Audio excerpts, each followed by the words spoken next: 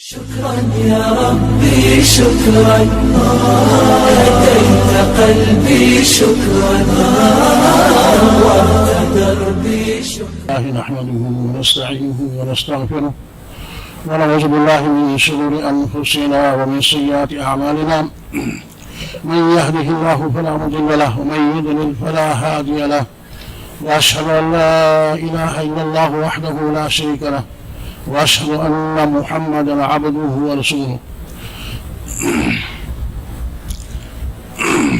أما بعد، یہ ابھی محرم کا مہینہ شروع ہونے والا ہے اور اس مہینے کی دو اعتبار سے فضیلت ہے۔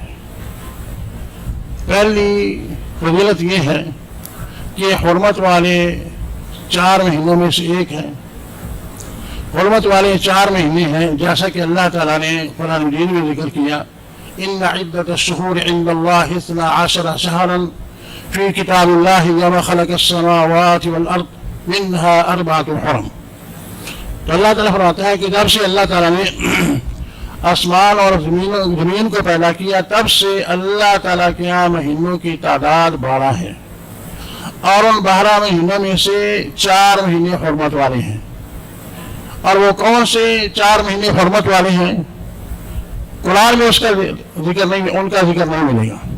ان کا ذکر جو ہے حدیث میں ہے، صحیح بخاری صحیح مسلم میں ابو بکرہ رضی اللہ تعالیٰ عنہ کی حدیث ہے، جس میں نبی علیہ السلام فرماتے ہیں، ان الزمان قد استدار كهيئته يوم خلق الله السماوات والارض منها 4 حرم۔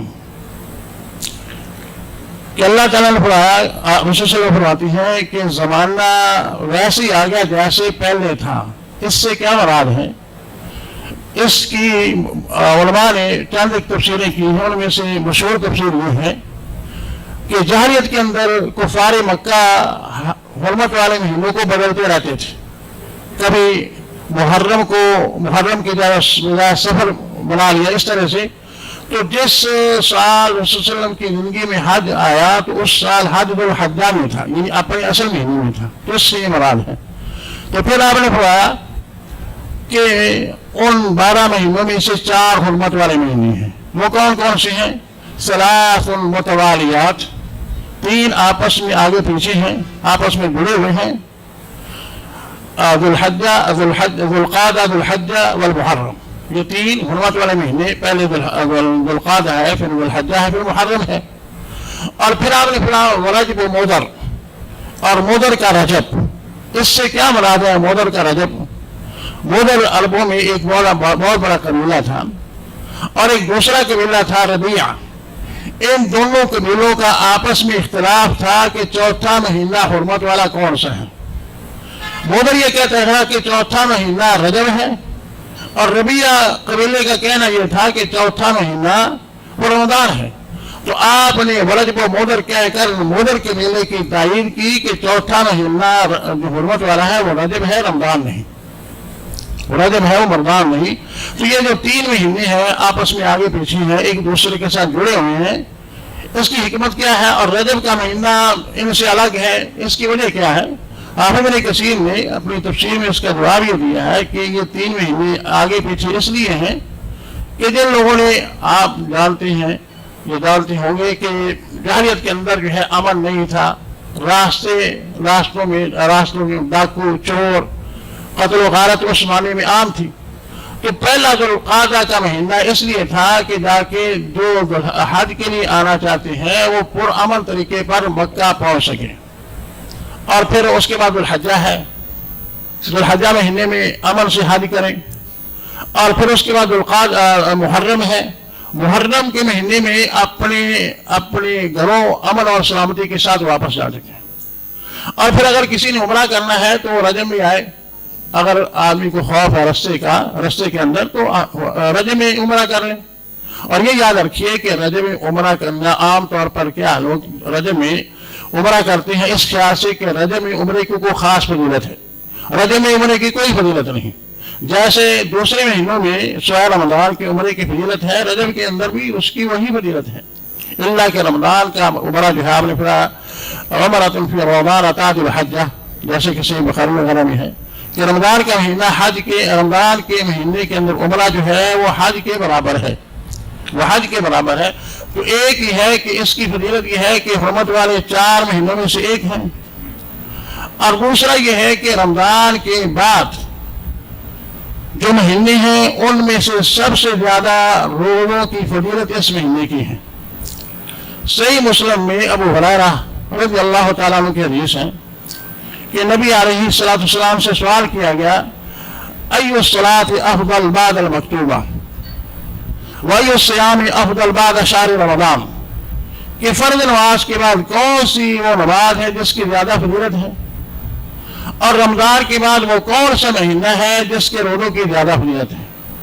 تو آپ نے فرمایا افضل الصلاۃ المکتوبۃ افضل الصلاۃ بعد الصلاۃ المکتوبۃ الصلاۃ فی جوف اللیل، یہ رات کی نماز جو ہے جسے نماز تہجد کہا جاتا ہے، اور آخری رات کا جو آخری تہائی حصہ ہے اس کے اندر اس نماز کی بہت زیادہ فضیلت ہے، کیونکہ اللہ تعالیٰ جیسا کہ صحیح بخاری صحیح مسلم میں ابو ہریرہ رضی اللہ تعالیٰ عنہ کی حدیث، اسی طرح یہ حدیث اور بھی کئی صحابہ سے دوسری کتابوں کے اندر مروی ہے کہ جس میں نبی علیہ السلام فرماتی ہے ينزل ربنا تبارک و تعالی الى السماء الدنیا حين يبقى ثلث الليل الآخر، کہ ہمارا رب جو ہے آسمان دنیا پہ آ جاتا ہے جب رات کا آخری تہائی حصہ باقی رہ جاتا ہے، اور اللہ تعالیٰ ہے کہاں؟ 7ویں آسمان پر، عرش پر۔ تو اللہ تعالیٰ کا آسمان دنیا پہ آنا، اس پر ہمیں ایمان لانا چاہیے، لیکن آنے کی کیا کیفیت ہے اللہ عالم۔ تو آپ نے فرمایا کہ جب رات کا آخری تہائی حصہ باقی رہ جاتا ہے تو اللہ تعالیٰ آسمان دنیا پہ آ جاتا ہے، تو کیا فرماتا ہے حل من داع فاستجیب لہ، ہے کوئی دعا کرنے والا میں اس کی دعا کو قبول کروں، حل من سائل فاعطیہ، ہے کوئی مانگنے والا میں اس کو دوں، حل من مستغفر فاغفر لہ، ہے کوئی اپنے گناہوں کی معافی مانگنے والا میں اس کو معاف کروں۔ تو آپ نے فرمایا کہ فرض نماز کے بعد جو فضیلت والی نماز ہے وہ رات کی نماز ہے، تہجد کی نماز ہے، قیام اللیل ہے۔ پھر آپ نے فرمایا وافضل الصیام بعد شہر رمضان صیام شہر اللہ المحرم، اور رمضان کے بعد جس مہینے کے روزوں کی سب سے زیادہ فضیلت ہے وہ اللہ تعالیٰ کے محرم مہینے کی ہے، اللہ تعالیٰ کے محرم مہینے کی ہے۔ تو یہاں آپ نے محرم کی اللہ تعالیٰ کی طرف نسبت کیوں کی؟ علماء نے اس کے 2-3 جواب دیے ہیں۔ ایک یہ ہے کہ یہ اضافت جو ہے تشریفی ہے، شرف کے طور پر آپ نے اس کی نسبت اللہ کی طرف کی، اور دوسرا جواب یہ ہے کہ اللہ کا محرم مہینہ یعنی کسی مہینے کو حرمت والا مہینہ بنانا یہ اللہ کے اختیار میں ہے، کسی دوسرے کو اس کا حق نہیں، جیسے کہ جاہلیت کے اندر کفار مکہ کیا کرتے تھے کہ ابھی محرم کے بجائے سفر کو حرمت والا مہینہ بنا لیا۔ تو یہ ہے کہ اس حدیث سے کیا معلوم ہوا کہ محرم کے مہینوں کے مہینے کی جو روزے ان کی دوسرے مہینوں کے روزوں سے زیادہ فضیلت ہے۔ اور پھر یہاں دوسرا یہ ہے کہ جیسا کہ صحیح بخاری صحیح مسلم میں عائشہ رضی اللہ تعالیٰ عنہ کے حدیث میں ہے کہ آپ کثرت سے شعبان کے اندر روزے رکھا کرتے تھے، شعبان کے اندر روزے رکھا کرتے تھے۔ تو جب آپ نے فرمایا کہ رمضان کے بعد سب سے زیادہ فضیلت والے محرم کے روزے ہیں تو آپ نے محرم کے بجائے شعبان میں کیوں روزے رکھے کثرت سے؟ امام نبی نے اس کے 2 جواب دیے ہیں۔ ایک یہ ہے کہ ہو سکتا ہے کہ آپ کو آخری عمر میں محرم کی فضیلت کا علم ہوا ہو، اور دوسرا جواب یہ دیا ہے کہ ممکن ہے کہ آپ اس مہینے میں سفروں میں باہر رہتے ہوں، اس لیے آپ نے محرم میں روزے نہیں رکھے، شعبان میں روزے رکھے ہیں۔ اور شعبان میں روزے رکھنے کی ایک خاص وجہ ہے کہ آپ نے کثرت سے شعبان میں روزے کیوں رکھے؟ نسائی وغیرہ میں اسامہ بن زید رضی اللہ تعالیٰ عنہ کی حدیث ہے کہ انہوں نے رسول سے پوچھا کہ یا رسول اللہ جس قدر آپ شعبان کے مہینہ میں کثرت سے روزے رکھتے ہیں دوسرے مہینوں میں کیوں نہیں رکھتے؟ تو آپ نے فرمایا ذاک شہر یغفل عنہ الناس بین رجب و رمضان، یہ وہ مہینہ ہے جس سے لوگ غافل رہتے ہیں، اور وہ مہینہ ہے جو رجب اور رمضان کے درمیان ہے۔ پھر آپ نے فرمایا وہ شہر ترفع فیہ فی الاعمال الی رب العالمین، یہ وہ مہینہ ہے کہ جس میں بندوں کے اعمال اللہ تعالیٰ کیا پیش کیے جاتے ہیں، وَأُحِبُّ أَنْ أُرْفَعَ عَمَلِي وَأَنَا صَائِمٌ، اور میں یہ چاہتا ہوں کہ جب میرا عمل اللہ تعالیٰ کیا پیش ہو تو میں روزہ سے رہوں۔ تو عمومی طور پر محرم کے جو مہینے ہیں ان کی عام مہینوں کے روزوں سے زیادہ فضیلت ہے، اور پھر خصوصی طور پر جو 10 محرم کا روزہ ہے اس کی خاص فضیلت ہے. اور وہ کیا فضیلت ہے؟ صحیح مسلم میں ابو قتادہ رضی اللہ تعالیٰ عنہ کے حدیث میں ہے کہ آپ نے فرمایا احتسب علی اللہ صيام عاشوراء صيام يوم عاشوراء احتسب على الله ان يكفر السنة التي قبله. کہ 10 محرم کا جو روزہ ہے مجھے اللہ سے امید ہے کہ یہ 1 سال کے گناہوں کا کفارہ بنتا ہے. عرفہ کا روزہ ہے 2 سال کے گناہوں کا کفارہ بنتا ہے، جیسے کسی حدیث میں ہے ایک گزرے ہوئے سال کے گناہ اور ایک آئندہ آنے والے سال کے گناہ. لیکن محرم کی 10 تاریخ کا روزہ جو ہے وہ 1 سال کے گناہوں کا کفارہ بنتا ہے. اور یہ روزہ جو ہے آپ مکہ میں بھی رکھا کرتے تھے، پھر جب مدینہ منورہ تشریف لائے، جیسا کہ صحیح بخاری میں عبداللہ بن عباس رضی اللہ تعالیٰ عنہ کے حدیث میں ہے کہ آپ نے جب یہود کو دیکھا کہ یہود اس دن روزہ رکھتے ہیں تو آپ نے پڑھایا کہ تم روزہ کیوں رکھتے ہو؟ تو انہوں نے کہا کہ اس دن اللہ تعالیٰ نے موسیٰ علیہ السلام کو فرعون سے نجات دی تھی، ہم شکرانے کے طور پر روزہ رکھتے ہیں. آپ نے فرمایا نحن احق بموسیٰ منکم، ہم موسیٰ کے تم سے زیادہ حقدار ہیں. تو آپ نے پھر 10 محرم کا روزہ رکھا اور پھر جو ہے لوگوں کو بھی رکھنے کا حکم دیا. اور پھر صحیح مسلم میں عبداللہ بن عباس رضی اللہ تعالیٰ عنہ کے حدیث میں ہے کہ آپ سے کہا کہ یا رسول اللہ اس دن تو یہود بھی روزہ رکھتے ہیں اور آپ نے بھی روزہ رکھا ہے. تو آپ نے کیا فرمایا لئن عشت الى قابل لاصومن التاسع، اگر میں آئندہ سال زندہ رہا تو میں تاسعہ کا بھی روزہ رکھوں گا. یعنی تاسعہ سے مراد بعض علماء نے کہا کہ عاشوراء سے مراد جو ہے 9 تاریخ کا روزہ ہے، لیکن جو جمہور علماء کا مذہب ہے وہ یہ ہے کہ 10 محرم کا اور تاسع ساتھ 9 محرم کا بھی. تو عبداللہ بن عباس رضی اللہ تعالیٰ عنہ کیا فرماتے ہیں وَلَمْ يَأْتِ الْعَامُ الْمُقْبِلُ حَتَّى تُوَفِّيَ رسول اللہ صلی اللہ علیہ وسلم. آئندہ سال آنے سے پہلے آپ وفات پا گئے. تو محرم کے روزے کے حوالے سے علماء کے 2-3 اقوال ہیں. بعض علماء کہتے ہیں کہ 9-10 کا روزہ رکھا جائے، 9-10 کا. بعض کہتے ہیں 9-10 کا یا 10-11 کا. اور بعض نے کہا کہ 9-10-11 کا 3 دن کا روزہ رکھا جائے. اور جنہوں نے کہا کہ 9-10 کا یا 10-11 کا روزہ رکھا جائے، یعنی جس نے محرم کا روزہ رکھنا ہے وہ یا 9 کا بھی ساتھ رکھے یا 10 کا بھی، تاکہ یہود کے ساتھ مشابہت ختم ہو، یہود سے مشابہت نہ ہو. اور ان کی دلیل کیا ہے؟ ان کی دلیل مسند احمد میں عبداللہ بن عباس رضی اللہ تعالیٰ عنہ کی حدیث ہے، جس میں ہے کہ آپ نے فرمایا صوموا یوما قبلہ او یوما بعدہ، صوموا یوما قبلہ او یوما بعدہ، یعنی 10 محرم سے 1 دن پہلے روزہ رکھو یا 1 دن بعد رکھو. یعنی 10 محرم کا روزہ رکھو لیکن ساتھ 1 دن پہلے یا 1 دن پہلے کا روزہ رکھو. اور جنہوں نے کہا کہ 9-10-11 کا روزہ رکھا جائے، وہ یہ کہتے ہیں کہ ایک مسلمان کی ایک دوسری روایت ہے جس میں کیا صوموا یوما قبلہ و یوما بعدہ، او کی بجائے واو ہے. یعنی 10 محرم کے روزے سے 1 دن پہلے بھی روزہ رکھو، 1 دن بعد میں بھی روزہ رکھو. لیکن یہ جو حدیث ہے یہ صحیح نہیں. اس کی سند میں علی بن زید بن جدعان ہیں جو ضعیف راوی ہیں، اور عبداللہ بن عباس رضی اللہ تعالی عنہ سے جو صحیح سند سے ثابت ہے، جیسا کہ عبد الرزاق نے اپنی مصنف میں روایت کیا ہے. عبداللہ بن عباس فرماتے ہیں صوموا التاسع والعاشرہ، صوموا التاسع والعاشرہ، 9 اور 10 کا روزہ رکھو، 9 اور 10 کا روزہ رکھو. لہذا قوی قول یہ ہے کہ 9 اور 10 کا روزہ رکھا جائے. تو محرم کی یہ فضیلت ہے کہ یہ حرمت والے مہینوں میں سے ایک مہینہ ہے، اور اس مہینے کے روزے جو ہیں عام مہینوں کے روزوں کی نسبت زیادہ فضیلت والے ہیں. اور خصوصی طور پر اس مہینے کا جو عاشوراء کا روزہ ہے، 10 محرم کا روزہ ہے، اس کی فضیلت یہ ہے کہ 1 سال کے گناہوں کا کفارہ بنتا ہے. اور اس سے ہٹ کر ہمارے ہاں جو محرم کے حوالے سے جو کام کیے جاتے ہیں ان کا شریعت کے ساتھ کوئی تعلق نہیں. اور بعض ایسی روایات ہیں جو غیر صحیح ہیں. مثلا ایک حدیث میں ہے کہ جس نے 10 محرم کو اپنے اہل عیال کو اچھا کھانا کھلایا تو اللہ تعالیٰ پورے سال کے لیے اس کے رزق میں وسعت دے گا. اور اسی طرح یہ ہے کہ غسل کرنے کا ذکر ہے 10 محرم کو، اور ایک روایت میں ہے کہ جس نے 10 محرم کو سرما لگایا تو اس کی آنکھیں کبھی دکھیں گی نہیں، لیکن ان میں سے کوئی روایت بھی صحیح نہیں ہے، ان میں سے کوئی روایت بھی صحیح نہیں ہے۔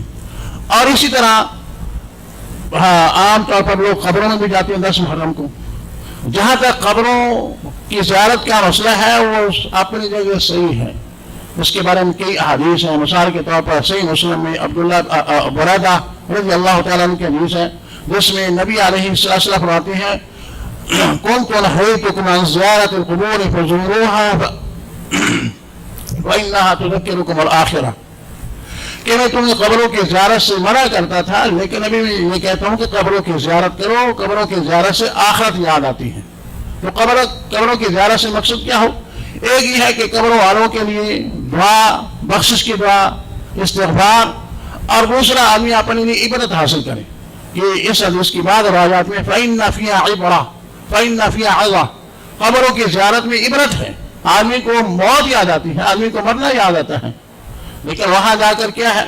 نسائی کی یہ جو حدیث ہے، اسی طرح اسی معنی کی اور بھی حدیث ہے، اور ان کی میں نے مفصل تخریج روضۃ الناظر ابن قدامہ میں کی ہے، جو کویت سے 2012 میں 2 جلدوں میں چھپی ہے۔ اس کی نسائی میں اس کی ایک روایت کے الفاظ ہیں فَإِنَّ وَلَا تَقُولُوا حُجْرًا، باطل کلام نہیں کرو وہاں جا کر۔ اور سب سے بڑا باطل کلام کیا ہے؟ کہ وہاں جا کر آدمی قبر والے سے مانگنا شروع کر دے۔ تو قبروں کی زیارت کے لیے جانا چاہیے، آپ نے اس کی ترغیب دلائی ہے، آپ بھی کبھی کبھی قبروں کی زیارت کے لیے جایا کرتے تھے، لیکن خصوصی طور پر 10 محرم کو جانا یہ بے بنیاد ہے۔ اسی طرح اس کے بارے میں تو کوئی روایت بھی نہیں ہے۔ اسی طرح یہ عیدین کی رات یا جمعے کے دن جو ہے قبروں کی زیارت کے لیے جانے کے بارے میں جو روایات ہیں غیر صحیح ہیں۔ آدمی قبروں کی زیارت کے لیے جائے، لیکن کسی دن کی تخصیص نہ کرے۔ وہ الگ بات ہے اگر ایک آدمی کے پاس مثلا چھٹی ہے اتوار کو ٹائم ملتا ہے چلا جائے، کوئی نہیں، لیکن تخصیص نہیں کرے کہ اس دن جانا جو ہے وہ زیادہ کارثوار ہے۔ اور اسی طرح اس کے حوالے سے یعنی کسی چیز کی تخصیص کرنا اپنی طرف سے وہ درست نہیں ہے کہ وہ بدعت میں آ جائے گا۔ مثال کے طور پر نبی علیہ السلام پر درود پڑھنا کتنی فضیلت، آپ نے فرمایا فَإِنَّهُ مَن صَلَّى عَلَيَّ مَرَّةً صَلَّى اللَّهُ عَلَيْهِ بِهَا عَشْرًا، جیسا کہ صحیح مسلم میں عبداللہ بن عمر رضی اللہ تعالیٰ عنہ کی حدیث میں اور دوسری اور حدیث بھی ہیں۔ لیکن اگر کوئی آدمی سمجھے کہ فلاں وقت درود پڑھنا یہ بھی نیکی ہے تو یہ بدعت میں آئے گا۔ اس کی مثال سنیے، ترمذی اور مستدرک حاکم میں عبداللہ بن عمر رضی اللہ تعالیٰ عنہ کے سامنے واقعہ ہے کہ ان کے سامنے ایک آدمی کو چھینک آئی۔ آدمی کو جب چھینک آئے تو کیا کہنا چاہیے؟ الحمدللہ۔ تو اس آدمی نے کیا کہہ دیا؟ الحمدللہ والصلاۃ والسلام علی رسول اللہ۔ تو عبداللہ بن عمر نے کیا کہا؟ عبداللہ بن عمر فرمانے لگے انا اقول الحمدللہ والصلاۃ والسلام علی رسول اللہ ولكن ليس هكذا علمنا رسول اللہ صلی اللہ علیہ وسلم۔ میں بھی کہتا ہوں اللہ کے نبی پر درود میں بھی پڑھتا ہوں، کہیں مجھ پر گستاخ ہونے کا فتویٰ نہ ٹھاؤ سے کہ یہ درود کا منکر ہے، جیسے کہ یہ کہتے ہیں ہم کہتے ہیں اذان سے پہلے درود نہیں کہتے ہیں، یہ درود کے منکر ہیں۔ یہ میں بھی یہ کہتا ہوں، لیکن ولكن ليس هكذا علمنا رسول اللہ صلی اللہ علیہ وسلم، لیکن اللہ کے نبی نے ہمیں یہاں یہ تعلیم نہیں دی۔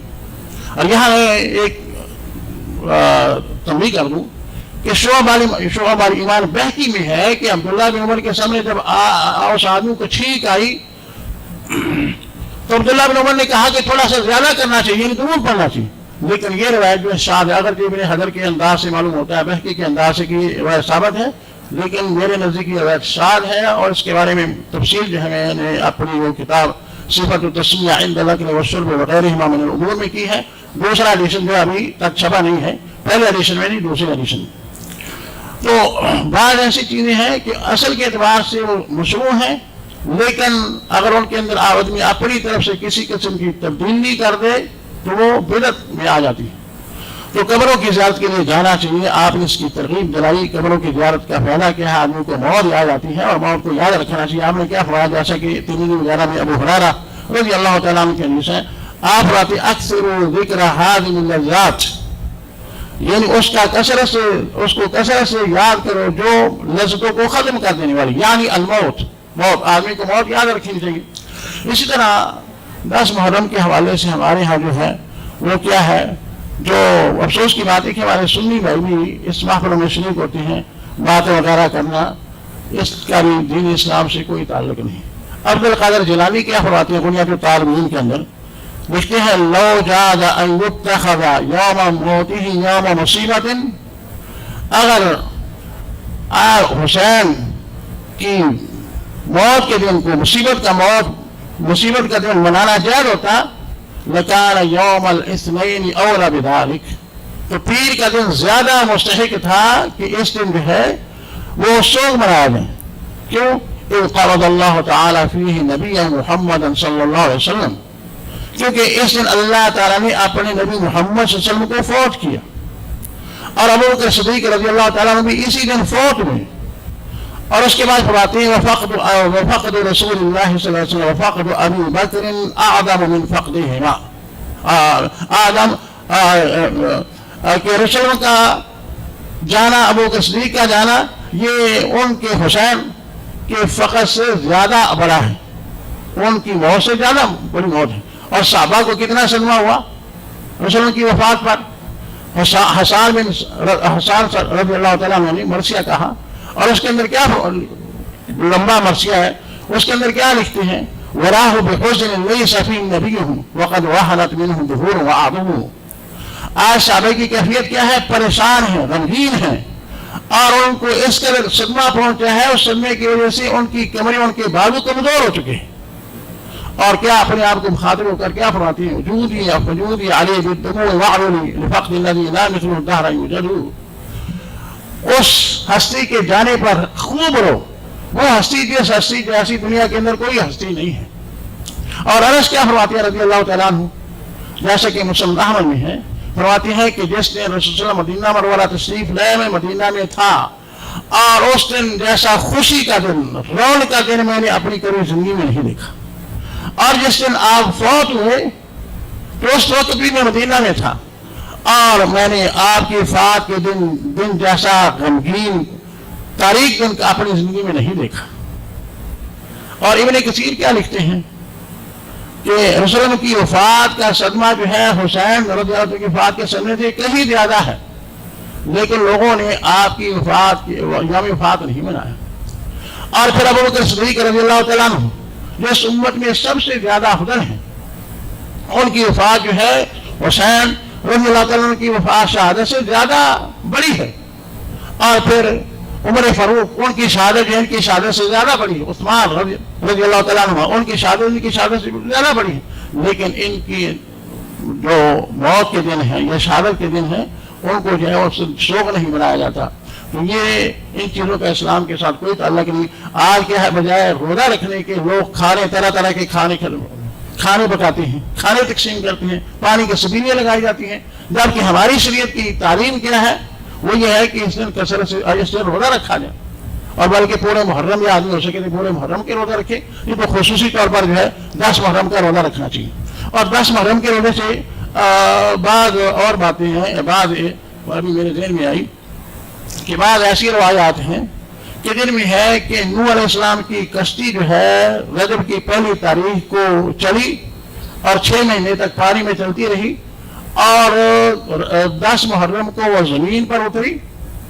تو نوح علیہ السلام نے خود بھی روزہ رکھا، اور آپ کے ساتھ جتنے لوگ تھے ان کو بھی روزہ رکھنے کا حکم دیا، حتیٰ کہ درندے اور پرندے سب نے روزہ رکھا، لیکن یہ روایت من گڑھ ہے۔